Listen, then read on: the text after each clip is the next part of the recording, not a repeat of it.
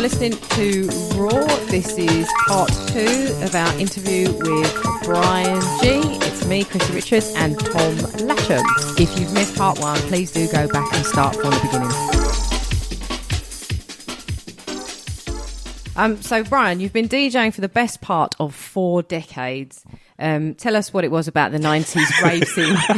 Sorry, is it just like he just realised how old he is? Well. All we're doing is upsetting Bryan. But when you say decades as well, it's like, God, sit down raves. I can't go to Corfu. Now you're telling me I've been around for decades. What's next? I thought this was going to be a fun interview.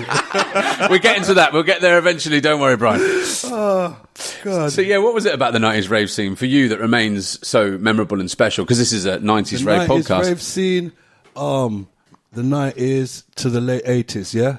Because for me, you know, that's where it started from. The rave, for me, the whole rave scene started in the late 80s, 88, 89. When rave music came along and all that, I was living in Brixton and I was running a radio station called Passion Radio. It's still running now, but it's changed its name to Lightning. But it's like really popular station in South London. And you had some big DJs came from there, like Chris Goldfinger is on Radio 1 now, Commander B, lots of big DJs and all that. And the station was actually in my bedroom, right? It was in my bedroom for like 4 years. And, you know, I had to live in my flat, and every 2 hours, DJs in and out of my flat, DJs in and out of my flat, because it was 24 hours, you get what I'm saying? When did you go to sleep?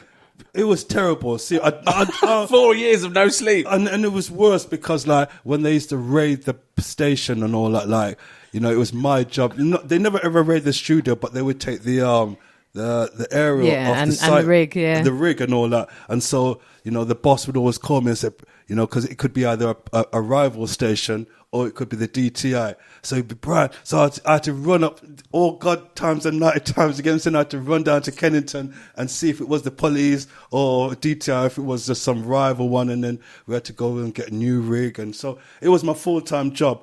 And, like, you know, I used to have girlfriends and they used to be like, why are people coming into your house every 2 hours? And all that? You know what I'm saying? Because, you know, I used to try and hide it, like, you know what I'm saying? But it's hard to hide, you get what I'm saying? It's kind of noisy as well, right? 2, 4 in the morning, and then they leave their chips, they leave their cans of Cokes, the DJs are messy people, you get what I'm saying? And it's a pirate station, so I did it, but that's how much I love the music.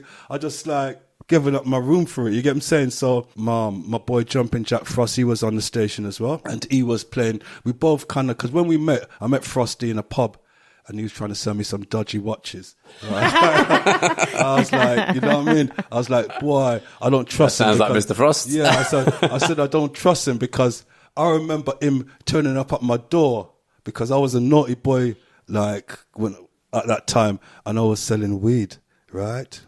I know. Right, so what? Heaven forbid. We were from country, you get what I'm saying? So we was just like easy target, because them days there, it was just like dog eat dog. And for a country boy coming into Brixton, selling weed on an estate, if you ain't got no backup or whatever, you're open, you know what I mean? You're ready to be taken out, you get what I'm saying? One day, this guy turns up at my door with his mate, and he's, you know what I mean, he's got a big, long, dirty scar in his face, you get what I'm saying? It coming like, it was just cut about an hour ago. You know what I'm saying? It seemed like he hadn't even been to hospital yet. It was that raw. You get what I'm saying? And so I said, nah, I didn't want to sell him and all that. And that was Nigel. That was Frost. You get what I'm saying? So when I saw him in a pub, I was even more worried. You get what I'm saying? And he approached me and he tried to sell me this watch and all that. So I was like, this is that guy with those bad boys that I've always kind of tried to stay away from and stuff. And funny enough, we got on, we started to talk about, I was playing some funk and all that stuff. And I was like, why don't you come and play on the radio? He's like, nah, I ain't got time for that stuff. I said, come on the radio. And he goes, yeah, serious. So we kind of made a friendship up right there. You get what I'm saying? From being a bit weary of him, music kind of just broke down the whole thing. You get what I'm saying? Our love for music. Next minute, I'm inviting him on my station. He didn't have a name. So I said, what's your name? And he goes, they call me Hit and Run. Hit and Run. So you kind of work that one out yourself. You get what I'm saying? You know? So that's so Nigel. You get what I'm saying? Because Nigel was a proper street boy, right? You know, you can see it's still road, man, you get what I'm saying? And, you know, and so we brought him on the station and he was just raw, you get what I'm saying? And then he came on the station. So we were on the station at the time playing funk and all this stuff, you get what I'm saying? And like, you know, we had a big reputation in Brixton, every Passion Radio, everybody listened to it. It was the station, it was owned by these reggae guys and they had a big influence in the area and stuff like that. And it was like, they had a reggae label as well called BP Records. And all these big reggae artists used to come from Jamaica and they would come on the radio station to do interviews with the Drive Time DJ, which was like Commander B or Derek Irie, these reggae DJs and stuff. And so I was there and I used to see all these like Leroy Smart and all these big legendary coming into my yard, you get what I'm saying? So I kind of got like to know a lot of these artists and stuff, and we had a big fan base, and my show was like a rare groove show. I used to play at 12 in the night and I used to play all soft tunes, and people used to like, I used to like kind of come up with a Barry White kind of shagging tunes. Yeah, like lovers time, baby. You must be responsible for quite a lot of children being born in the South London area. That's the kind of thing, yeah. This is the cool down zone and so it's kind of stuff like that, you get said. So I had a big following, loving me for that, and Nigel was more on the James Brown, Lynn Collins, you know, that kind of more groovier, heavier funk and all that. But it was, you know, so he was playing that on the station and we used to hang out. And one night we went to we used to go to all these warehouse parties, because that time you had like Soul to Soul was big at the time, and Norman J, and we went to this party up in Clink Street, London Bridge, and it was like they said, oh, it's acid house and all that. Well, what's acid house? But we just wanted to just find out, see if there's any girls in there, or because we were just young and, you know, two guys out, we just wanted to see what's going down and all that. So we went in there and the music was like mad acid music. I'm like, who the fuck's this? And there's some guy called Evil Eddie Richards. Wow, that's a name I've not heard for a while. Yeah, Evil Eddie Richards and some Shock Sound System, Ashley Beadle and all these guys playing in there, you know what I mean? But the music was mad, just like washing machine and shit like that, mad. And we were like, what the fuck? You get what I'm saying? And there's strobe lights going off and all that, like almost blinding. And people being nice to us. Because you remember, we're coming from reggae and, you know, we're going to blues parties and, you know, like I've been to the blues parties where you're in the dance and then 5 minutes later it gets rushed by like bad boys and everybody gets robbed. Or if you spill a drink over somebody's accidentally, you get knifed up. Or if your eye accidentally look at his girl, what are you looking at my girl for, or whatever you get said. So these tense, I mean, maybe I'm painting a real dark picture, but it was very edgy, some of the parties and where we... But very much the opposite of the burgeoning acid house rave scene. People are giving water to me and hugging me, all right, mate, and you know what I mean, and smiling, all right. Did you realise everyone was on drugs? Not at the time. That's the thing about it. We were weary of all that kind of stuff because we were like, hold on a sec, people don't do that, you get what I'm saying?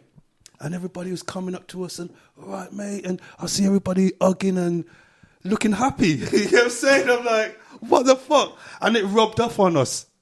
All of a sudden, we were feeling happy, you know what I mean? And like, smiling and people giving me water. I'm like, nah, it's all right, it's all right. You know, I don't know what's in it and stuff, you know what I'm saying? The music and the whole atmosphere and everything just kind of made me want more.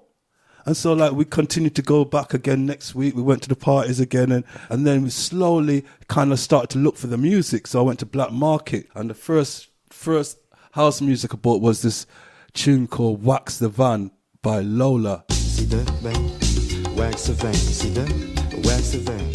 And then I started to buy more and more and more, and then I started to play them on my radio show. And then the people on the radio store started to get angry because there was no more Teddy Pendergrass or nothing like that. It's just like Jesus Loves Acid, and you know what I mean, all these different, which is a complete change. You get what I'm saying? And me and Nigel took a lot of stick in Brixton. Like people be like, you guys, because at that time Acid House was starting to get a bad name. Like you know that it had a real negative image in the press at the time. You get what I'm saying? And we were black guys from Brixton, and so people in Brixton couldn't understand what the fuck we were on. We was like, because they looked at it as like, the term would be, that's some white man druggy music. What you know what I'm saying? That's because that's how they saw it in the media. Like, you know, people off their face and stuff. So people in Brixton couldn't relate to it. And they were like, what's going on with you guys? How come you're into this mad, crazy cult? Are you obsessed? And they thought we had deviliness and serious stuff. And yeah, they really thought that we was like, some serious shit was going on with us. You get what I'm saying? And people thought we were mad and stuff. And we continued to just continue playing the music and loved it. Dash show them your style, yeah. I'm going at this, yeah. Fashion.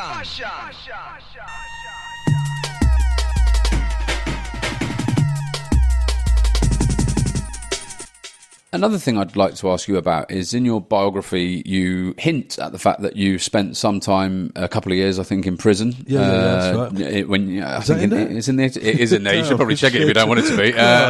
But can I ask you, well, two things. A, what was it? What was it for? What was it like? And did it save you in a way and push you down a route of music? It definitely did. Because when I first came to left Gloucester and I come to London, and I had jack shit going on for me. You get what I'm saying? I just like squatting and no job or nothing like that, and ending up with the wrong crowd. That's what happens, isn't it? You get what I'm saying? You just end up with the wrong bad apples. You get what I'm saying?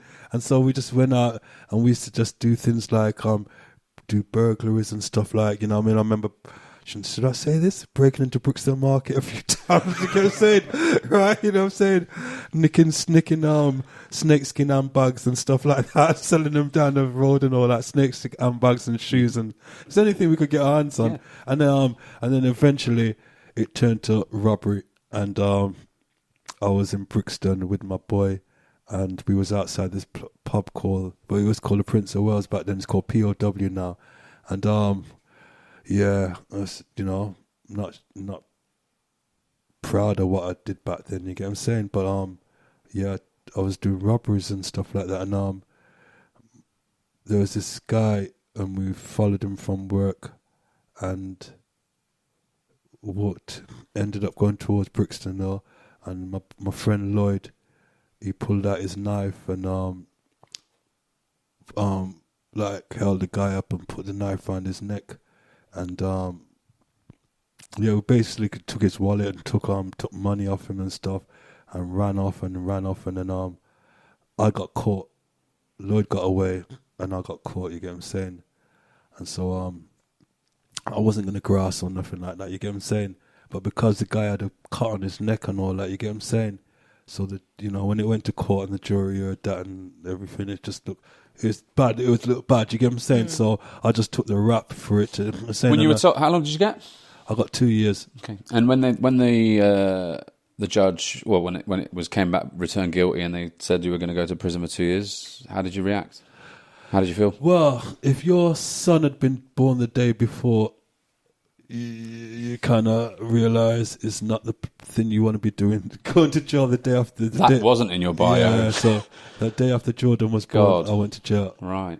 Wow. Yeah. And that must have felt terrifying. Well, yeah, you know, because it made me miss, like, me and Jordan didn't, you know, grow up together. You get what I'm saying? You know, it really, like, I missed out on that sort of important part of growing up with your child and all that, and just going to jail and the unknown and all that, you get what I'm saying, was a bit scary. I cried, I was, you know, scared and all that, but I just did it, you know. What was it like?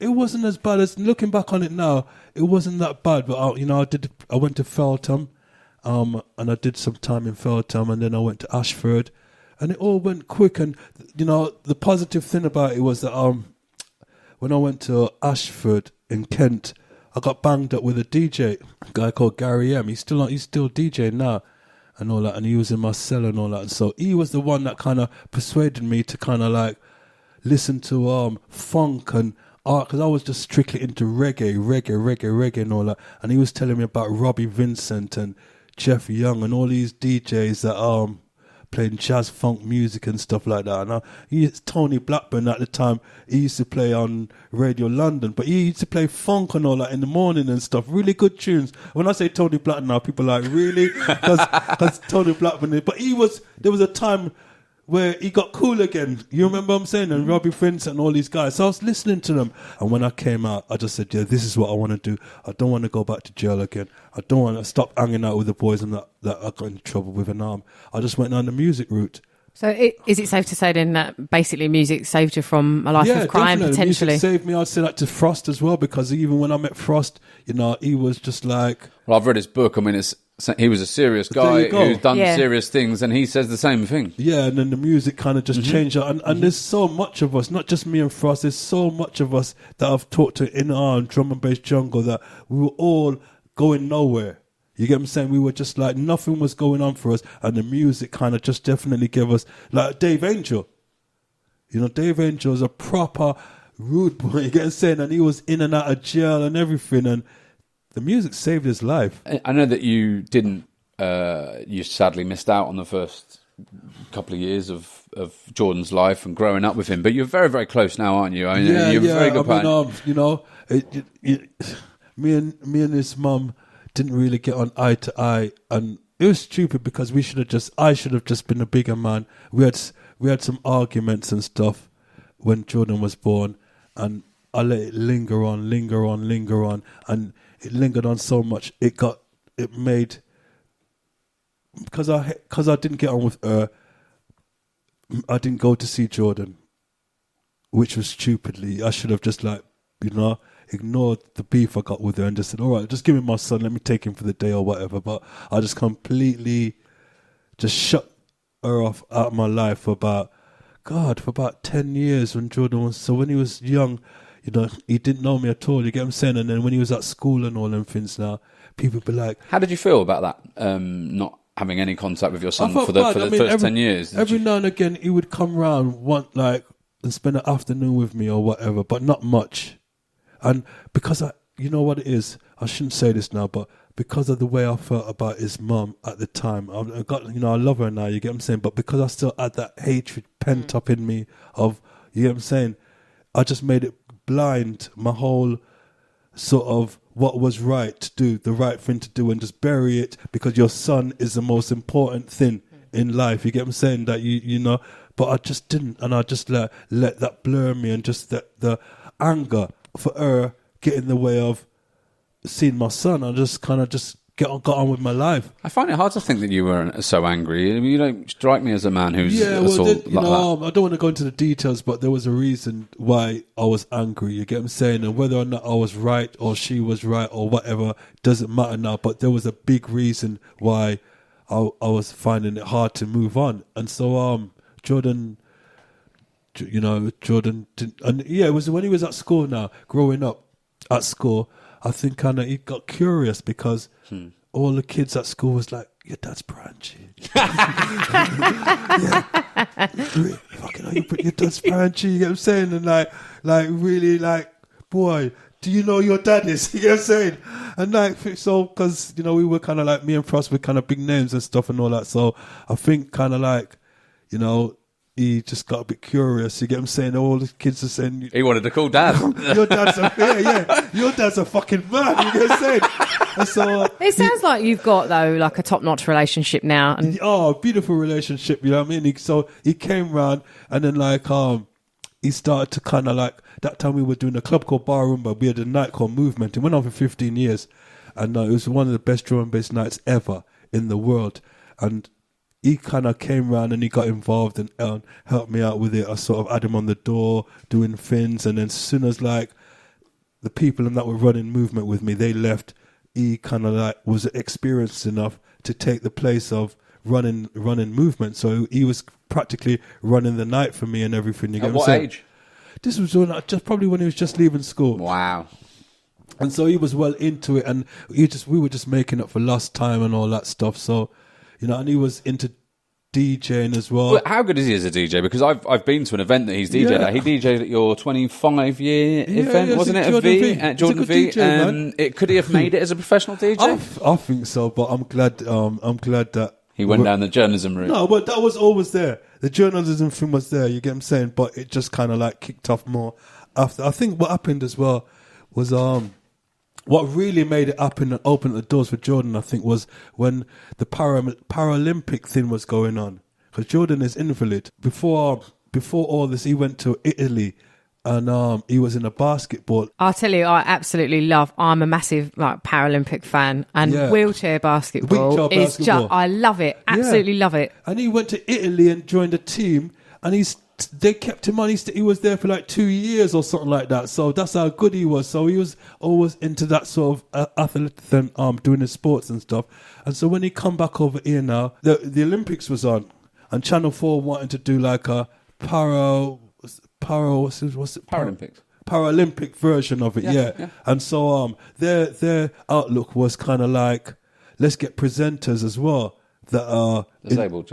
I think that's kind of opened up the door for Jordan as well. I kept saying, so he got involved in that Channel 4 Paralympics, presenting like some of the events, and then when the Paralympic finished, Channel 4 just decided to just keep him on. Sports job, right? And give him the sports job. And now he's on Talk Sport as well. And then Talk Sport, because I got him on Talk Sport. You got him on Talk Sport? I was the first person that got Jordan on Talk Sport, because basically the reason was I felt that I was on it for 3 years doing the overnight show.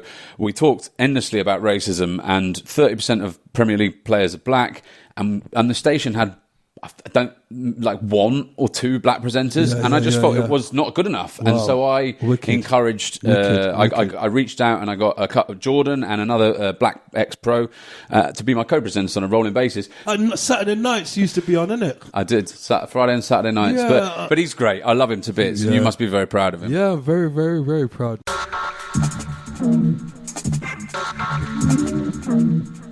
I'm DJ Lunacy, and you're listening to R.O.A.R, the 90s Rave Podcast. Yay! Yay! And on my fourth attempt, I got it right. So, Bryan, you're probably best known for owning V, but you're also a renowned DJ as well.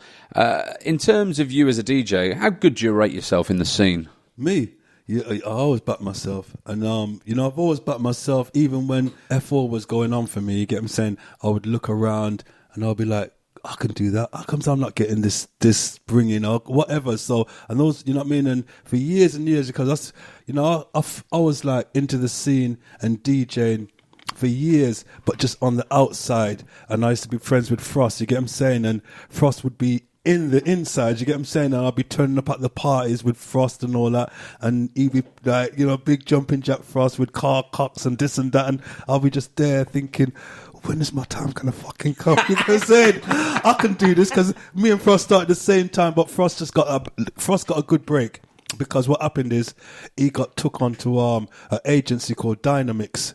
They were one of the first DJ agencies at the time, and they took Nigel on, and they had like your Evil Eddies and your Mr. C and all your top boys on there. You get what I'm saying? So once he was in there, I wasn't on no agency, so it's who you know, whatever. Whereas when you're on an agency, you're in. You get what I'm saying? And so I used to go around with Nigel and stuff, and it just made me want it more, man. And I was really like years and years and years just trying to get into that, not just on the outside, be on, you know what I mean, with the Fabios and the Groove Riders and the Carl Coxes and stuff, and it just didn't happen for a long time. And then I think it was when I started V that things kind of like started to happen for me. You know what I'm saying? People kind of saw me for what I was doing, and the spotlight was more on me, and so I kind of got that recognition and things, you know what I mean? And then I started to do a radio show on Cool FM, and Sunday nights I was on this thing called Super Sunday on Cool FM, and it was like Brocky, Nicky Black Market, Mampy Swift, so it was a real good Sunday, and I joined that sort of lineup, and so everybody would be like, "Rah!" And that time, Ronnie Size, Die Cross, they were on fire, and they were just making the sickest tunes, and so I was getting them straight away and playing them on the radio. Everybody, so you know what I'm saying? Everybody like, fucking Bryan, you got these tunes, and so that helped me kind of elevate to, you know what I mean, and open the doors for me. But it wasn't easy, and so when I see some DJs like they're here for 2 minutes and they expect to get expect to be like up there straight away, and they think, you know, and they don't realize that you got to work for it sometimes, and it doesn't just come to you or whatever. But a lot of them expect it now straight away. They expect that big. That's modern life, isn't it? I think everything is instant, quick. But everybody looks around and they think, oh, well, you've got it, you can do it, and you whatever. And we're in the social media age where, you know what I mean, a DJ sees a DJ now and he's in front of 10,000 people like God with his hands in the air, and they think that's, you know what I mean, and that's just, it's not always, you know, you got to work towards that. So who were your favourite DJs, like the people that you really looked up to, or the ones that you wouldn't want to follow in a set? I don't want to go after this DJ. I've always respected Bookham has always been a DJ that I've always respected. Of course, Fabian Groove Rider. Not like with Fabian Groove, it wasn't like I was scared because I used to play with them all the time. So I'd come after them and they come after me, and I had my own tune. So I was always never afraid to play with anybody because I always back myself as the better.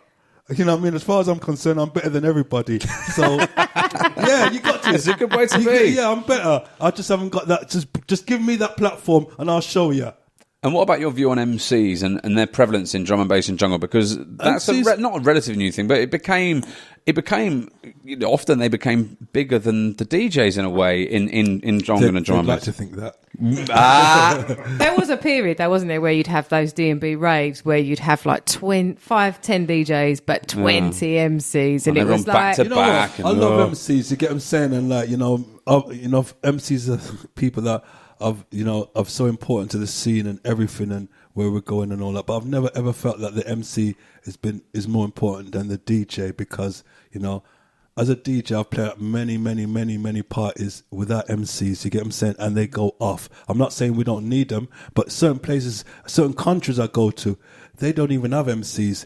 They can't even understand most of the time what the MCs are saying, and they just get on with it. I mean, I've been to Japan and places like that, and MCs are just not even thought about, and so the rave can carry on without MCs. But at the same time, I know the value of good MCs. I know what they can bring, and sometimes I'm in a club without an MC, and I'm saying, "Oh, I wish there was a bloody MC in here," because sometimes people need a bit of need that sort of come on, let's go, let's, like, you get what I'm saying, and kick up the arse, yeah, basically. they need that stuff. So, and a good MC can just make the party. I mean, I love working with Darrison, I love working with MC Dynamite. You know, these guys, they know how to just vibe up a crowd, and you know, if I work with a great MC, it just enhances the night to a level, because that's what the good MCs do. Would you say that you're at all a raver, or were you always just a DJ who would go to raves on that basis? I'm that guy that used to always see in the middle of the crowd, just dancing and getting on with everybody. So what were the best raves for you during the 90s? What were your favourites? This place in Essex that I used to go. Canvey Island. Okay, yeah. Canvey Island, that used to be good. We used to go to raves in Canvey Island, and Leicester was a good place to do raves. And just like I remember one rave, Castle Morton, up in went on for days, and like, you know, man's getting hungry and like cooked one of the farmers' cows or something like that. So that was like, you know what I mean? that was crazy. Was it tasty? I didn't eat it. You didn't eat it. You know what I mean? But I saw the cow getting cooked. So and which raves did you just never enjoy, and why? The hardcore raves. I just thought that music was banging. Just like, you know, I don't know the names of them, but the hardcore ones, you get what I'm saying? You know, I used to hate hardcore music back in the day, man. You didn't like the whole kick drum, bang, bang, bang. Bang, bang, bang, bang, bang, and happy. But it's the opposite. Too happy. It's the opposite, really, isn't it, of the sort of music you produce, which is more soulful and that sort of thing. So I can guess, I can understand why you didn't like that sort of music. I mean, I just didn't yeah, and we've had a question from one of our listeners, Craig Farrow. He asks, which tracks from the 90s that you would play got the biggest reactions? I mean, all the early V stuff were massive tunes. You get what I'm saying? You know, Trust Me.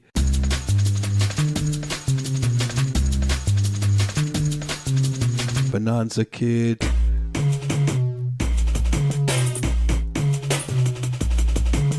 Warhead.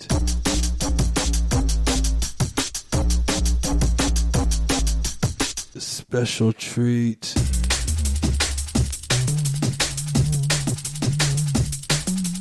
You know, It's Jazzy.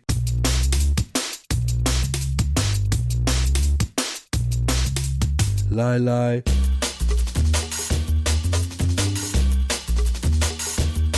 You know, Angles.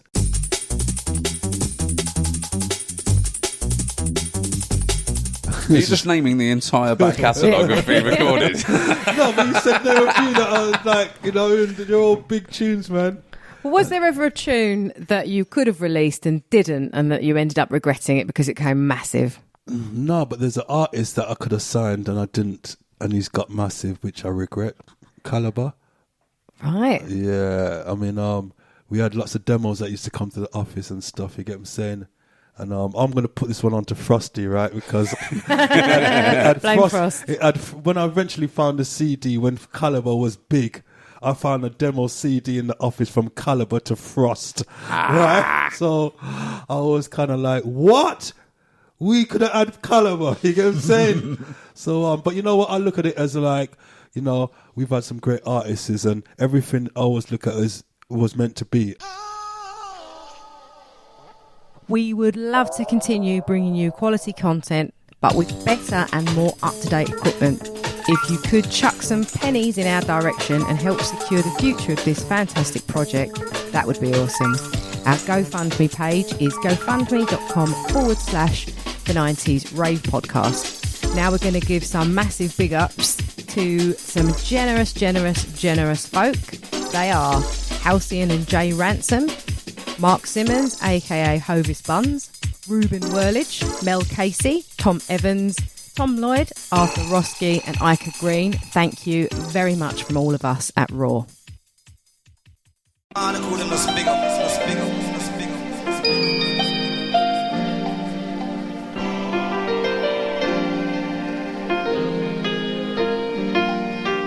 So you're listening to R.O.A.R, the 90s Rave Podcast, with me, Tom Latcham, and Chrissy Richards, here with V Recordings legend Bryan Gee. We often like to give a little fun quiz on our subject's favourite topic. And what is your favourite topic, Bryan? Chelsea. Of course it is. Chelsea. So we've put together 10 questions. You can stop singing now. We've put together 10 questions about Chelsea. I don't think they're too difficult. I think you might do all right.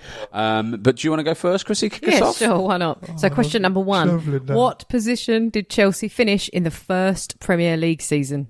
God, no idea. But I mean, come on, they were shit. You couldn't guess at this. Put it this way, right? We had probably, those are the days with Cundy and all that was hanging around. Innit? So, just have a guess. You were rubbish. So I'll give you a clue. You weren't great. And we knew we were.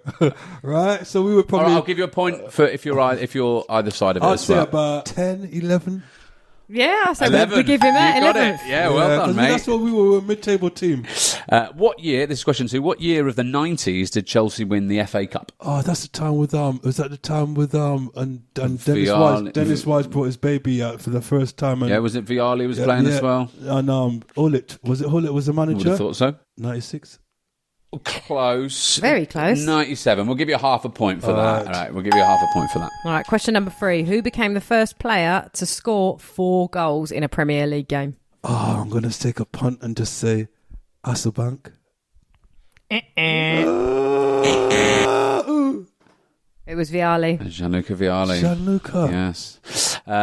Question 4. How many league games did Chelsea win in 2016-17, which was a new record? Ish. I'll give you. I'll give 2. If you can be 2 either side, I'll give you a point. What year was this? 2016, 2017. Mourinho. 34. Not quite right. 30. 30. 30. Okay. So I'm not going to give you a point for that. But that was, to be fair, that was a tough one. Yeah. Question number 5. I'm not doing good, am I? Go on. To be fair, these aren't that easy. Question number 5. Carlo Ancelotti's team, is I say that name right? Yeah. Carlo Ancelotti's team set a league goal-scoring record in 09-10. How many did they score? We'll give you to the 5. Your point to our 5 either way. It wasn't more than 100. Come on, give me a clue. It's a lot. Come on. Okay, I'll give you a clue. Less than 500. Does that help? And it's more than 50. There you go. Whoa. It's a lot. 120. Oh, not quite that many. 103. 103 goals. That must have been a good season to watch Chelsea, mustn't it? It was. I mean, Ashley Cole was banging in goals, so. Question number 6. What year did John Terry make his debut? What year? That was 98, isn't it? Bing! There you go. You got that one. Yeah! Question 7. From which club did Chelsea sign Didier Drogba? Marseille, you're right. Ding. There you go. Question number 8. Jose Mourinho aside, who has the highest win percentage as Chelsea manager in the Premier League? This is insane, by the way. I'd say if it's not Ancelotti, it's flipping now. What's that Israeli guy? What's his name? That's it. Avram Grant. That's Yes, it. Wow. that's right. I mean, how weird is that? He's got such a high... We was just one John Terry slip away from him doing something crazy. 9. Who are the 3 managers to win European competitions with Chelsea? Di Matteo. Bing. Right? That's the big boy. Right? Yeah. The last season, what's his name? We just got sacked the other day.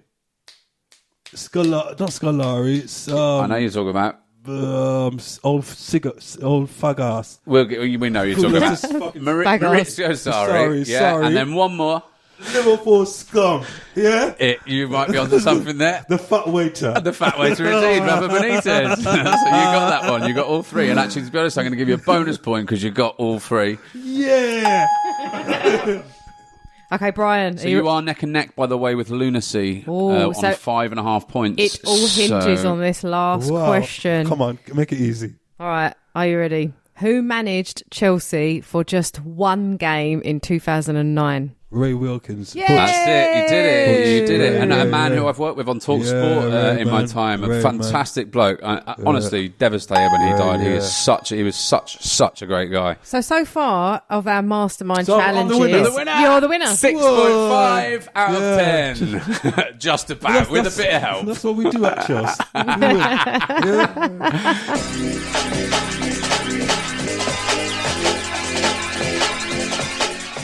You are listening to the 90s Rave Podcast, Raw, here with Tom Latcham and Chrissy Richards. We are with Bryan Gee. He's the V Recordings legend, unfortunately, we're running out of time. So we want to ask him a few questions just to sort of wrap it all up.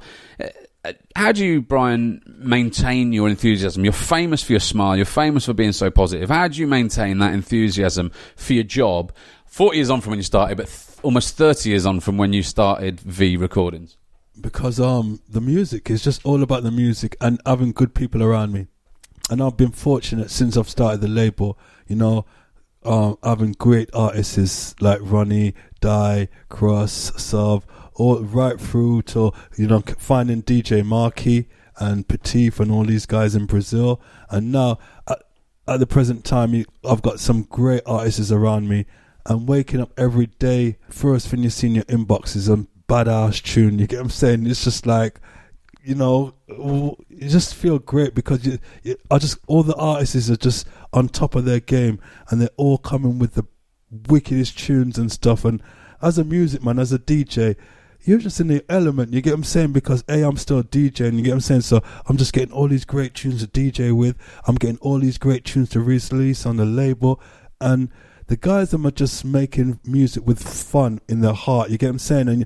And I'm just like, I get inspired off these young guys. They give me energy. You get what I'm saying? In the morning, I wake up and, Brian, listen to this. Brian, listen to this. Listen to this idea. Listen to this. And what do you think of this? What shall I do? And so this is, it just keeps me on my toes because the music just keeps coming and it's good. So whether they always ask me for my input or whatever, and I try to help, give my I try to be always honest with them. You get what I'm saying? And I think that's what they like with me. You get what I'm saying? I'll tell them if it's shit. I'll tell them it's rubbish. And I hope you slightly sugarcoat it. No, not at all. No, you got to be honest. You get what I'm saying? You got to be honest. You can be honest without saying something shit. You got to be honest and let them know. You get what I'm saying? Because these guys have raised the bar, they've raised the standard, and I'm not going to let them drop. Even I don't care how big their name is now or whatever, I'm not going to let their standard drop because they got a big name or whatever. So I always like let them know if I'm not in it, and they know, because if they send me a tune and they don't get a reply in 5 minutes, bin it. And so what, in your view, is the future for drum and bass? The future, well, we can get back in the clubs again, hopefully very soon.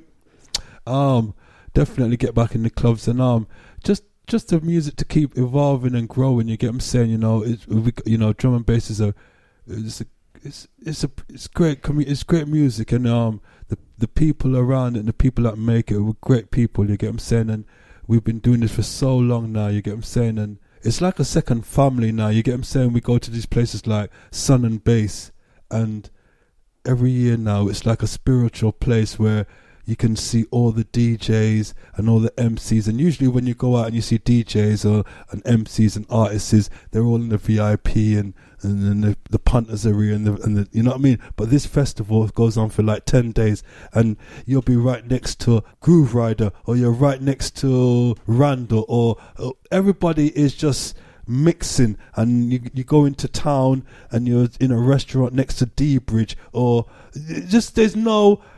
So it just brings everybody and it feels like a second family. You get what I'm saying? And it's the only festival I go and I see DJs and artists bring their kids, their little children, their dads and their mums. No, you're serious, and you think, boy, I need to get up, because you can just like do the family thing with them, and in the evening do the crazy thing. You get what I'm saying? And I've never seen DJs come with their mums and dads to festivals. That's how cool this festival is.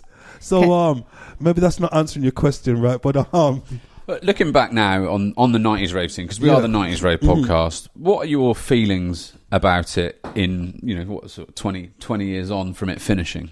We made something beautiful. We made something that is kind of like, who would believe that, those nights running around the country and going places like Eclipse, Coventry, and all these little places, and look at the world, look where the music's took it, but look where it's gone now. It's kind of like it's all over the world now, and you see the status of some of the DJs and the places we're playing in and all that now, and see where it's going now, and it's phenomenal. I mean, especially since the festival sort of thing is tucking in, you get what I'm saying? Because we've always had the big festivals like your Fantasias and the whatever, but it seemed to have taken a new thing now over the last few years with the festivals, and it's grown and all over the world now, you get what I'm saying? And this music is everywhere now, and so it's frightening to see how far it can go, you get what I'm saying? Because back then I never thought it could get further than a farmer's field. You get what I'm saying? And here we are now all over the world doing mad festivals and big arenas and stuff. So if you could pick just 1 year only from the 90s, which would you pick as your favourite? Just one. I'd say wow, because it's hard, because they've all been great years, isn't it? They've all been great and the music years. changed so much in that time as well. I mean, you're talking like during the 90s it evolved to hardcore, jungle, whatever, and they've all different eras of it have all been sick, you get what I'm saying? But I have to say the early days, because it was so new, you get what I'm saying? So just seeing it grow, just looking back now and seeing the beginning of it, for me, I got to say those days, because that's where it all started from. And very finally, we ask every artist this that we have on the podcast, who would you like to hear interviewed from the 90s rave scene on our podcast, and why? I'd like to hear Dave Angel's story, because he's a good person. Carl Cox. I'd like to hear Bookham. Everybody says Bookham. Everybody says Bookham. Yeah, I'd like to hear Bookham. Sure, because he's been all everywhere. You're going to have to help us get Bookham, right? Yeah, he's in Russia now, isn't he? He lives in Russia. We'll do it now. on Zoom, don't worry about it. Yeah. Well, it sounds like we're going to be flying to Russia We'll go for Russia. raves anyway, right? So yeah, although to be fair, I'd fly to Russia for Bookham. Bookham would be very interesting, because his influence as well, I mean, I don't think there's anybody in drum and bass, probably Dillinja, that you hear when you hear people talk, ravers or whatever, that they've been influenced well, Fabio and Groove Rider definitely, you know what I mean? But Bookham, so many producers and ravers just are influenced by LTJ Bookham, because he stood out with it and he stayed true to that sound, you get what I'm saying? And he built a army through that logical progression thing, you get what I'm saying? That were just so loyal to his sound, and it was such a special niche kind of thing, you get what I'm saying? That he managed to pull away from everyone else and continue to do his thing. There was a period in time where you could only book him by himself. He would not play with anyone else because he just wanted that experience to be about his vibe all night, you get what I'm saying? So you would have your PFMs and your Blames or whatever, you get what I'm saying? But they were all into that. You would never see Bookham like with me or with Jack Frost or whatever. He would have to be in his logical, good-looking place, you get what I'm saying, with all his sound all night. And, you know, he pulled numbers like crazy, you know, and he still pulls his numbers now. Like, he's a legend. Bookham, innit? That's Bryan Gee. I've thoroughly enjoyed spending the last few hours with you talking about your memories. I'm sure Chrissy feels the same. Absolutely, definitely. Thank you very much. Yeah, thank you for your time. If anyone wants to get in touch with a comment about Bryan, you can do so. hello@the90sravepodcast.co.uk. You can also get in touch about anything at all, frankly. We're also on all of your social medias. That was The Life of Bryan. Hey, finished it with a pun. And I also can't take credit for that because Bryan told me to say it in the car up it. Cheers, mate. Thank you. Cheers, Bryan. You've been listening to Raw.'s exclusive interview with the man who put Bristol D&B on the map, Bryan Gee. We hope you enjoyed his lively commentary and interesting stories. You will most certainly not want to miss our next guest. They were undoubtedly one of the biggest partnerships in hardcore and indeed the scene's favourite Essex boys. They work in harmony, their music was simply electric, and they both have a heart of gold. If you've not guessed by now, yes, it is Force and Styles. If you have enjoyed listening to this episode, why not head over to gofundme.com/the90s Rave Podcast and help keep this project going. Anything you can spare will make a difference, and you might even be able to bag yourself some signed artwork of our guests. Don't forget to add us on Facebook, Twitter and Insta. Just search for the 90s Rave Podcast. Goodbye.